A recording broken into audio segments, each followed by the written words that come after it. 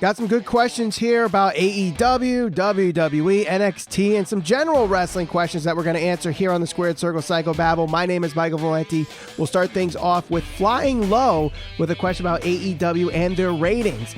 If AEW averages under 1 million viewers for the rest of the year, will this be a positive or negative sign?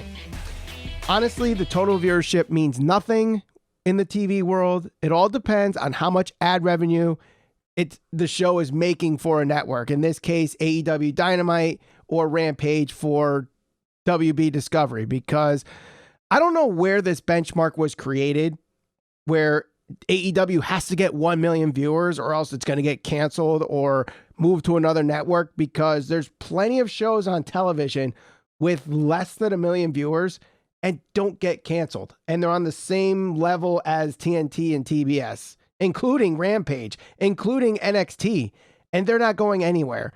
So this notion that AEW has to keep 1 million viewers means that it's going to get canceled.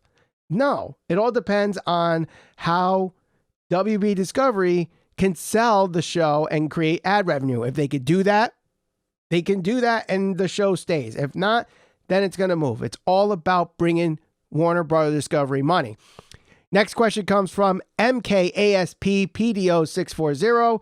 I know you guys don't watch Dark or Elevation, but what can Tony Khan do to make the product better?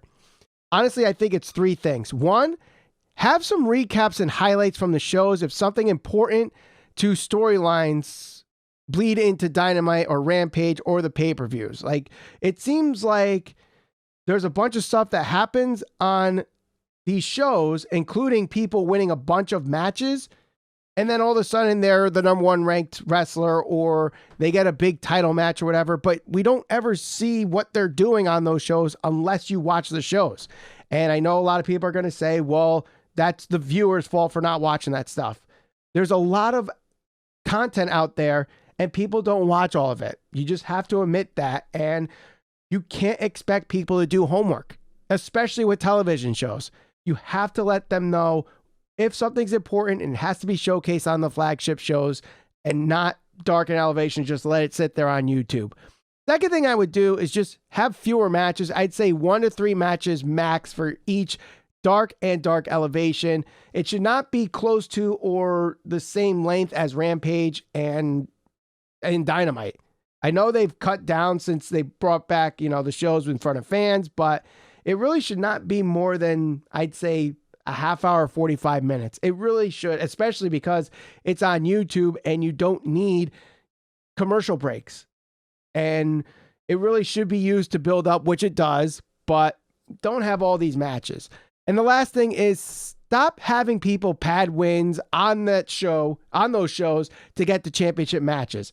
If you want to have some people view in more, have like the number 4 and number 5 ranked wrestlers or tag teams in a match on Dark and on Elevation. I bet you people would tune in more to that instead of, all of a sudden Jay Lethal won 9 matches on Dark and he's automatically ranked 5th.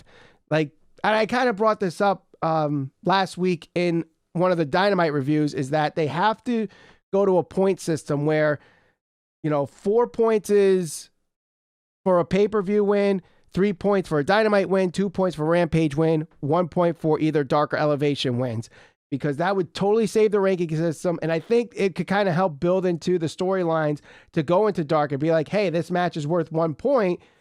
Well, we got the 4th and 5th ranked wrestlers here, and now that could change the whole landscape of the ranking. So that's what they need to do there. Unrealized Thoughts brings us to WWE and some big news that happened over the weekend. He just asked, what are your takes on PAIGE leaving WWE? Honestly, I don't blame her. If WWE isn't going to clear her to wrestle or even use her on screen in a GM role or a commentator or a manager, she should leave WWE. I don't know the full story on if it was her decision, it was WWE's decision, or if it was a mutual decision. But I think it's for her to find other venues and go to greener pastures and find a new place, whether that's AEW, Impact, NWA. Does she go back to England? I don't know. Personally, I think if she gets back into the ring, there's no better place than AEW for her. I think she could really help the AEW's women's division that could really use some star power.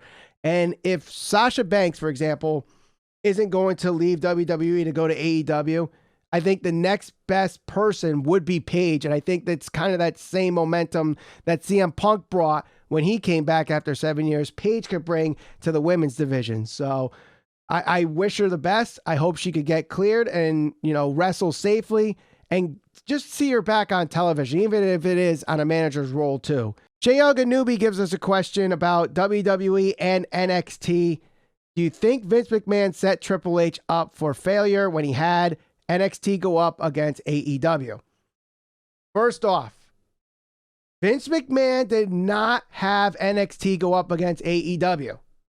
We got to stop this narrative about that. Vince McMahon does not make programming decisions for the USA Network. If the USA Network wanted NXT, Vince McMahon can go, hey, we've had this on Wednesdays for X amount of years. I think it would do well on Wednesdays. And USA Network said, all right, we'll keep it on Wednesdays. That's a USA Network decision. It's not a Vince McMahon decision. He does not own the USA Network.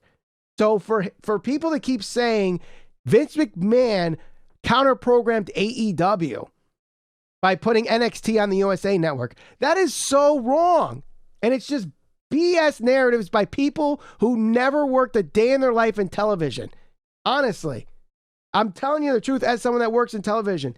The networks create the programming decisions, not Vince McMahon. He could, give them an idea on where to put it, but at the end of the day, this is where they put it. Same thing happened with Rampage. Rampage had plenty of blocks to go in, and Tony Khan thought, the best place out of the possible places that TNT was going to offer them was Fridays at 10. And that's where it is. It has nothing to do with counter programming and all this other stuff.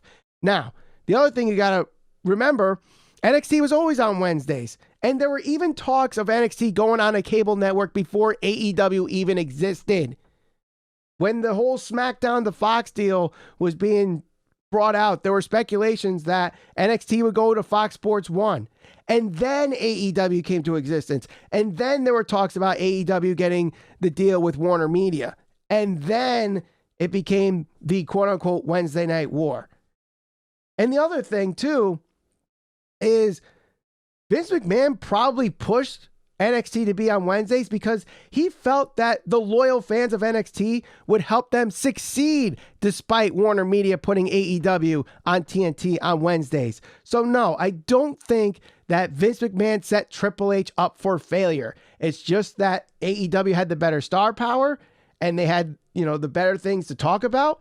And NXT just was a bunch of indie darlings with, they lost their momentum. They honestly did when they moved to USA Network. It's not because of Vince McMahon. And it's not because of the USA Network keeping it on Wednesdays. AEW was just very strong and they had good momentum from the beginning. And unfortunately, USA Network made the right move moving it to Tuesdays when they did. Superman Kid with the next question here. Do you think John Cena will get another title shot? Or title run, I should say. I don't think so. Unless it's a short reign just to say he broke Ric Flair's record, I don't see that happening.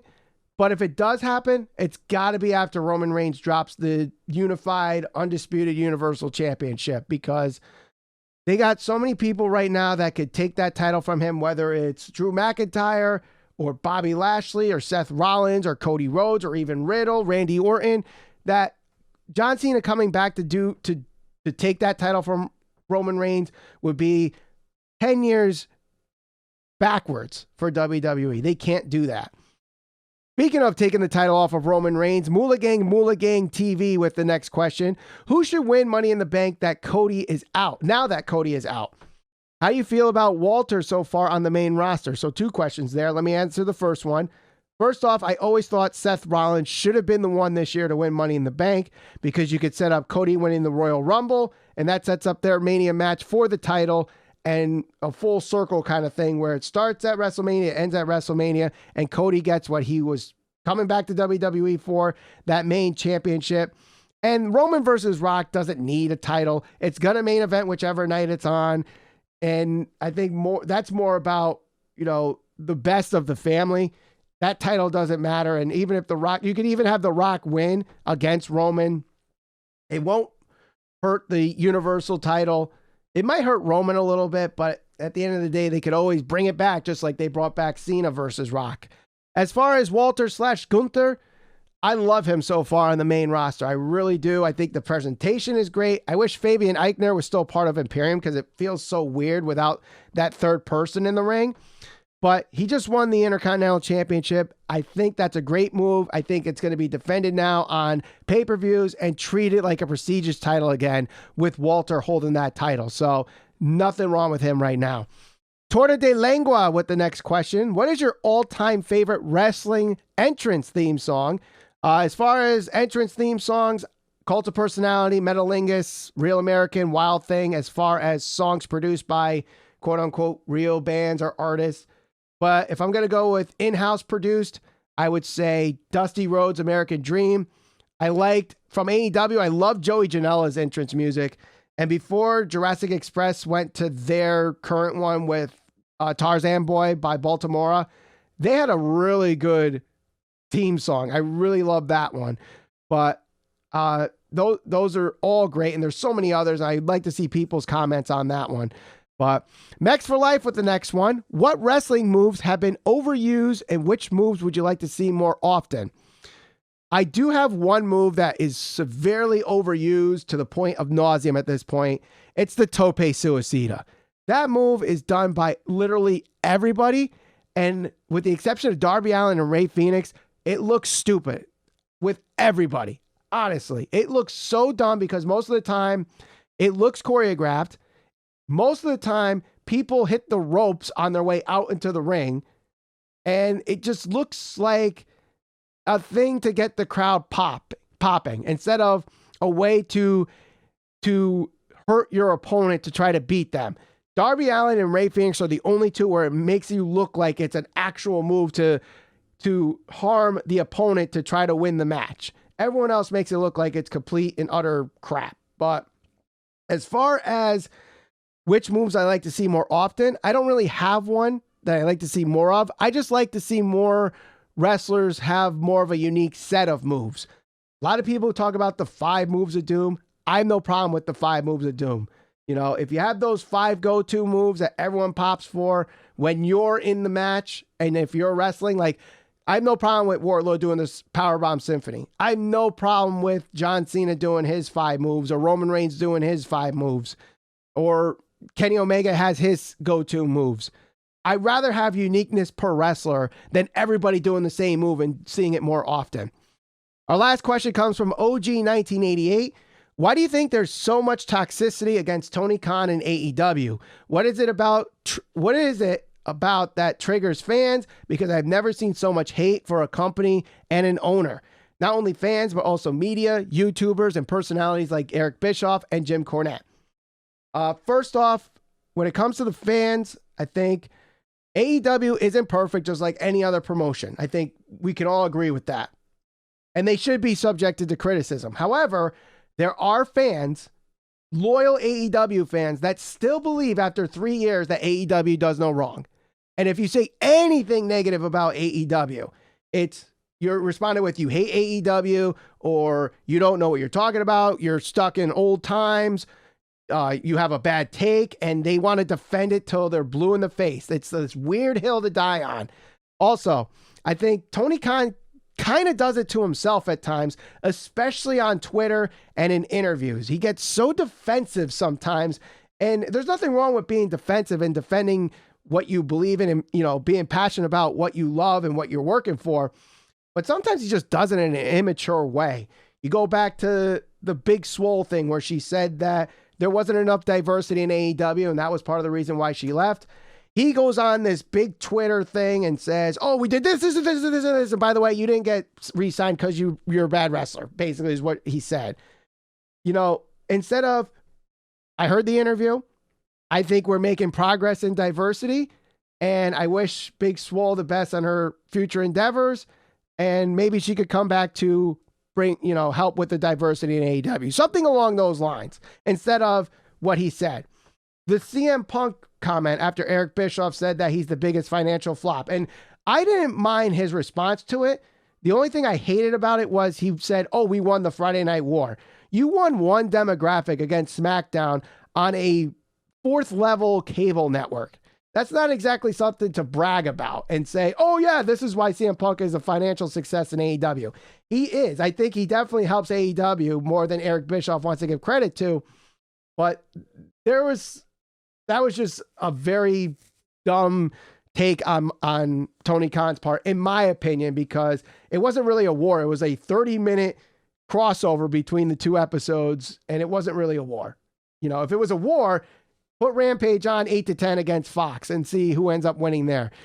Lastly, you know, you got to blame the social media algorithms, because I'm sure, you know, you only feel like everyone's against Tony Khan and against AEW because you know, these social media algorithms are set up so that you see the content you interact with the most first. So if you're always tweeting and commenting on YouTube videos in defense of AEW and in defense of Tony Khan in those videos and those tweets and those Facebook posts or whatever, you're going to see more of the anti-AEW content. I'm sure if you're on the other side of the fence and always defending WWE against the anti-WWE content, unfortunately, you're going to see the anti-WWE content. It just leads to this tribalism that we always see in the internet wrestling community. We recently talked about it on an episode. I'm sure you saw this, OG 1988. I'm sure other people on our channel saw it, but if you missed it, click the thumbnail on the screen right now, and we'll see you on the next episode of the Squared Circle Psychobabble.